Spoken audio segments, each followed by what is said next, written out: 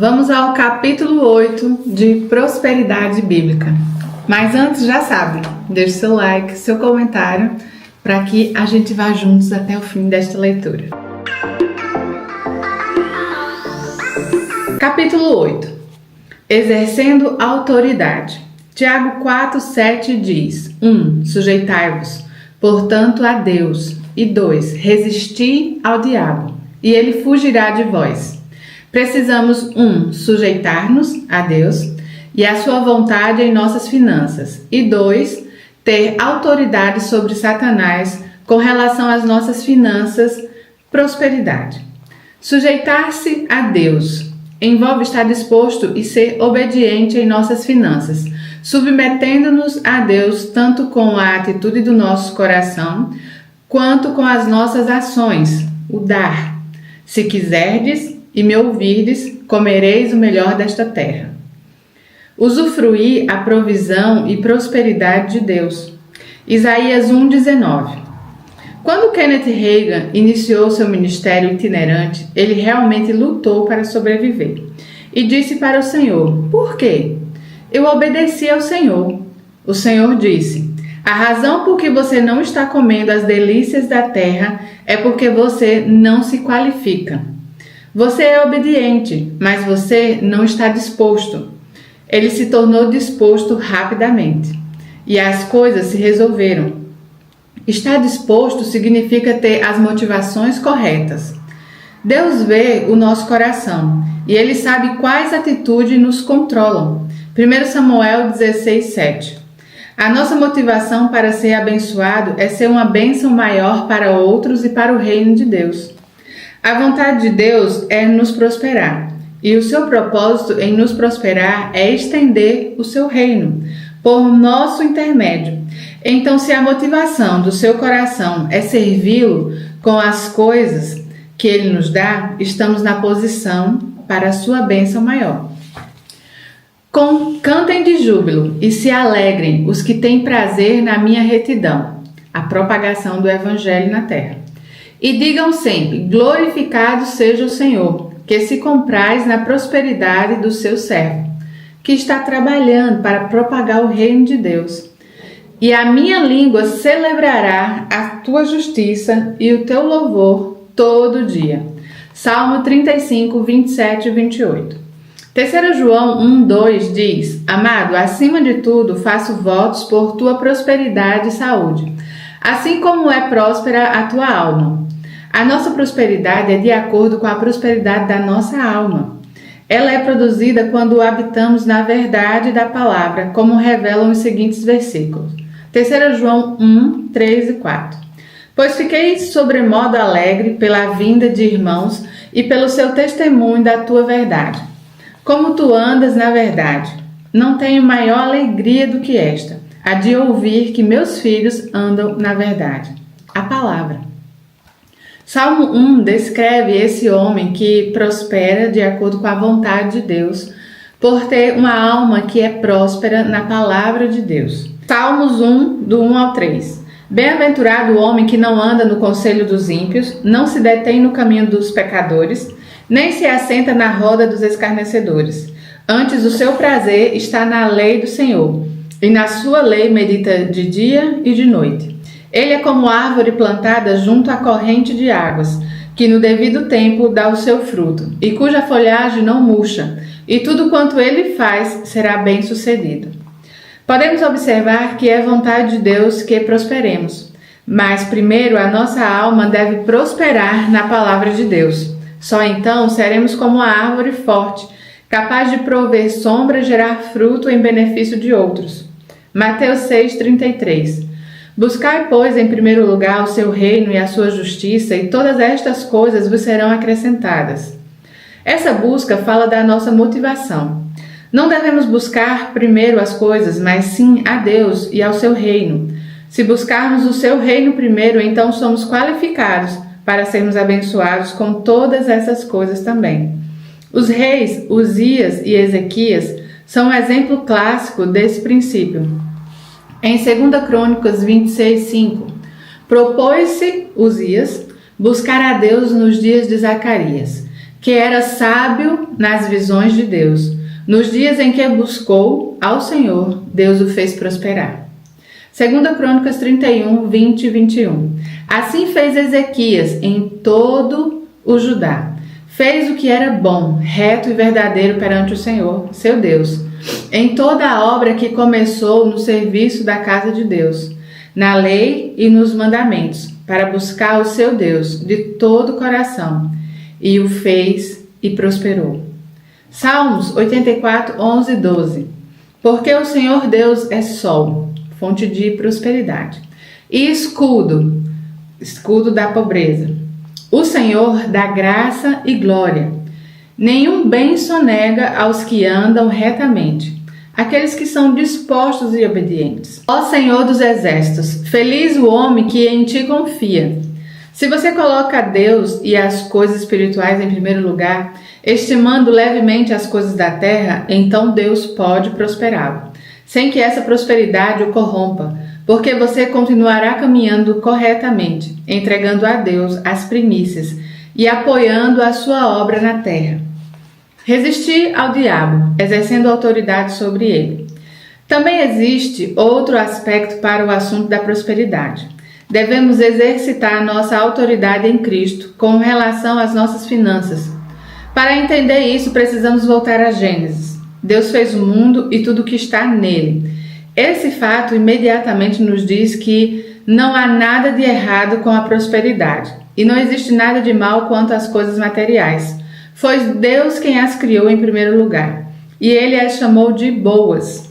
Deus disse em Salmo 50, 10 ao 12: Pois são meus todos os animais do bosque e as alimárias aos milhares sobre as montanhas.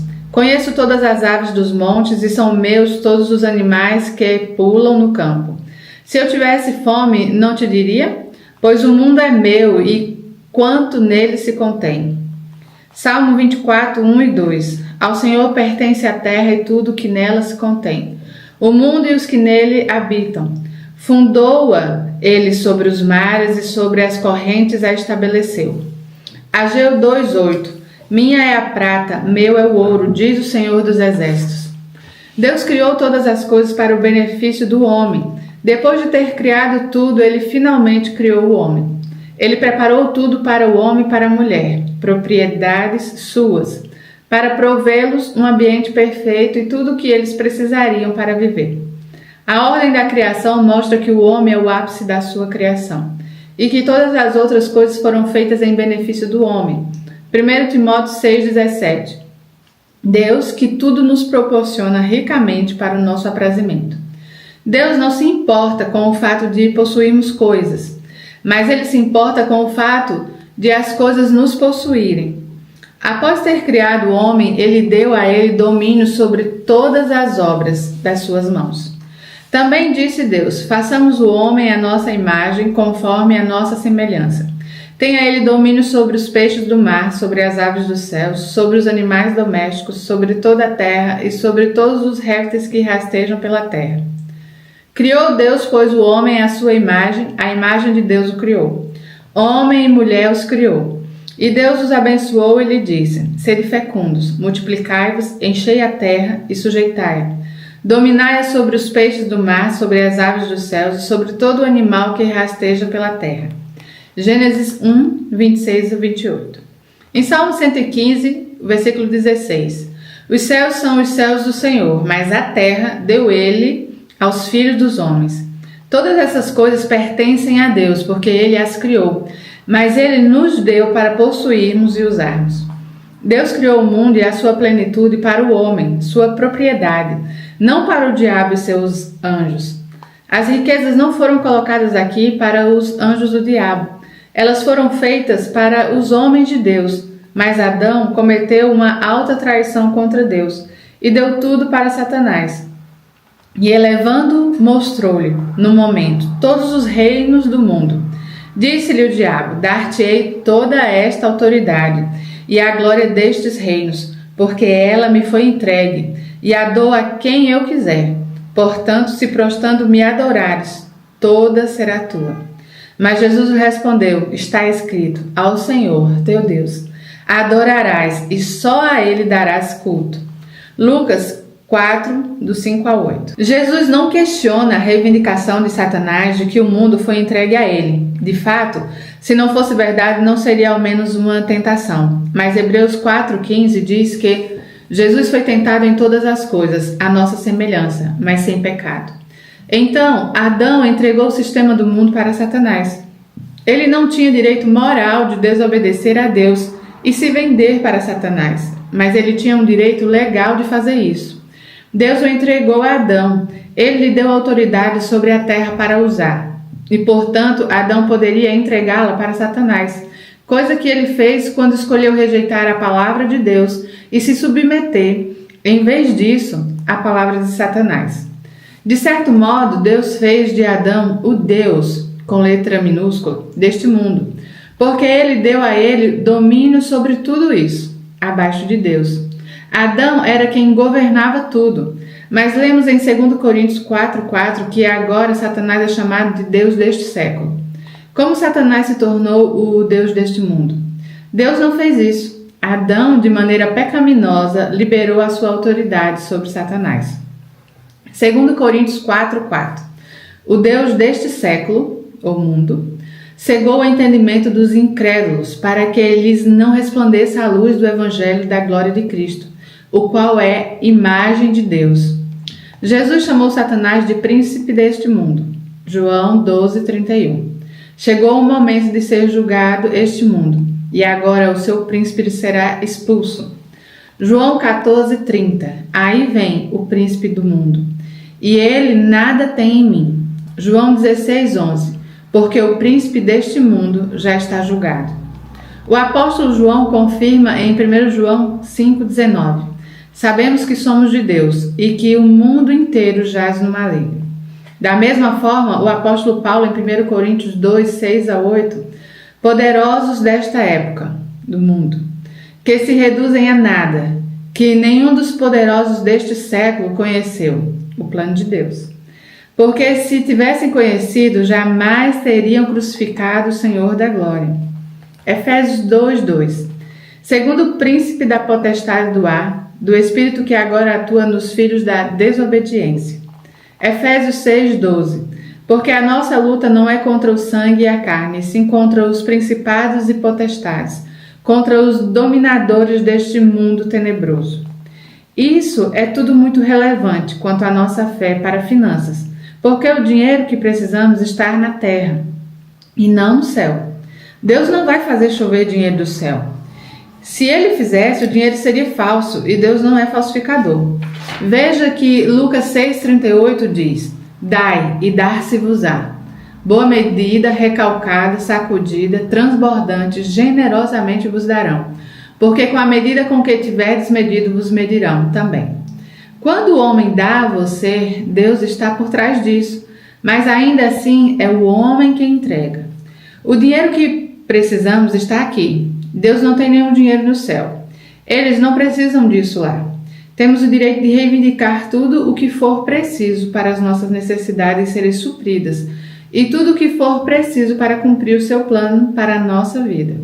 Temos um direito, temos autoridade porque Jesus veio à terra e derrotou Satanás. 1 João 3,8. Em 1 Coríntios 2,6, dos poderosos desta época, que se reduzem a nada, ou poderes que governam e que estão perdendo o seu poder. Colossenses 2,15, despojando os principados e as potestades, publicamente os expôs ao desprezo, triunfando deles na cruz. Jesus disse: Não sois do mundo, pelo contrário, dele vos escolhi. João 15:19. Precisamos viver neste mundo, e Satanás é o Deus deste mundo, mas ele não é o nosso Deus.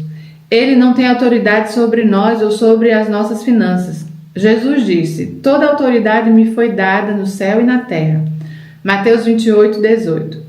Por intermédio da sua morte e ressurreição, como segundo Adão, ele conquistou de novo toda a autoridade que Adão perdeu, para que nele, nós, o seu povo, não estejamos mais debaixo da autoridade de Satanás, mas em nome de Jesus tenhamos autoridade sobre Satanás. Então devemos usar a autoridade que Deus nos deu para impor a derrota de Satanás, especialmente em nossas finanças, e usufruirmos das bênçãos de Deus que são nossas em Cristo, inclusive a prosperidade financeira. 1 João 5, 18 a 19. Sabemos que todo aquele que é nascido de Deus não vive em pecado, mas antes, aquele que nasceu de Deus o guarda, e o maligno não lhe toca. Sabemos que somos de Deus e que o mundo inteiro jaz no maligno. Colossenses 1, 12 e 13. Dando graças ao Pai que vos fez idôneos à parte que vos cabe da herança dos santos na luz. Ele nos libertou do império, ou seja, domínio, das trevas e nos transportou para o reino do Filho do seu amor. Fomos libertos do domínio de Satanás e fomos colocados em Cristo, tornando-nos qualificados para herdar e partilhar tudo que pertence a Ele. 1 João 4,4. Filhinhos, vós sois de Deus e tendes vencido os falsos profetas, porque maior é aquele que está em vós do que aquele que está no mundo. Temos autoridade sobre Satanás, e essa é a razão pela qual Tiago 4,7 diz: sujeitai-vos, portanto, a Deus, mas resisti, ou seja, tem autoridade sobre ele. Resisti ao diabo, inclusive a área das nossas finanças, e ele fugirá de vós. Grifo do autor. Ele não tem escolha. Adão recebeu autoridade na esfera das finanças, mas ele a entregou a Satanás.